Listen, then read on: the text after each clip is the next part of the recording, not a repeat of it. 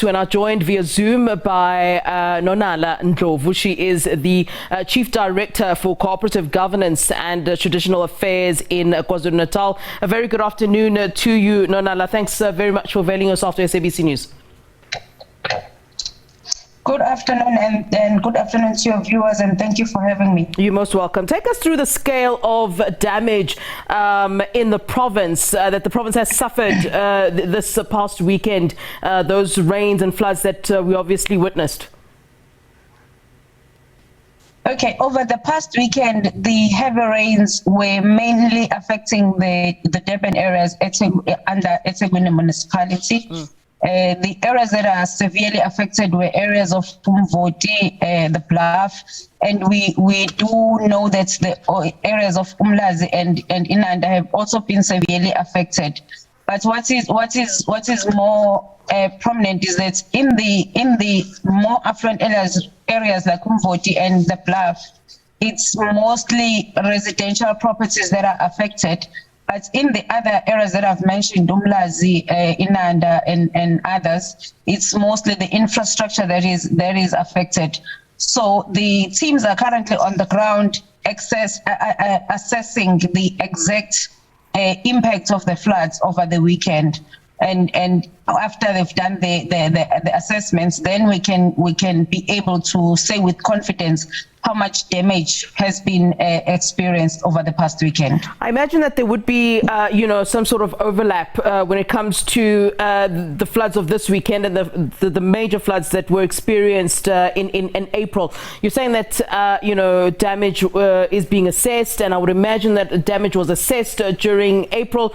So was there any help or was there any assistance during that April flood that might have then been damaged during this time, or was there in any case nothing that was built or any structures that had been built that perhaps were to assist from the last time around that then would have been damaged, obviously, this weekend? Okay, there hasn't been any building per se in terms of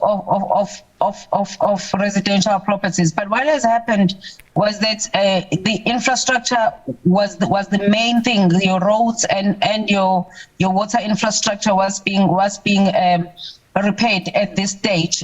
Obviously, it will all happen in stages, but now that has been set back because it's been again affected, and we know that the ground and the infrastructure was always going to be still vulnerable after such a short period of time.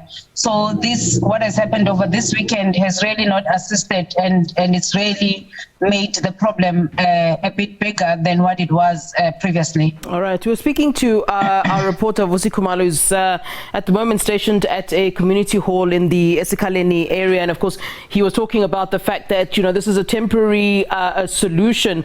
What contingency, or rather, maybe I should say, what are the long-term measures or plans that are perhaps being put in place so that, to help to assist those who have been affected? Obviously, this can't be a long-term solution. We've heard from the Premier of the province saying that, damage is being assessed, and this is something that you're also saying.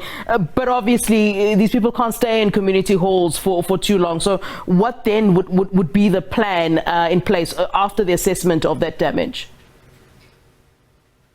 Okay, particularly for the more indigent communities, the Department of Human Settlement has already started building temporary housing units where there is land available, and they are in the process of identifying land parcels where some of the communities can be moved to, and they are continuing with the work on the ground of building temporary housing units in the initial stages, but then going forward they will be building those what is normally called the RDP houses for those communities affected by the floods. So that's the more long-term solution.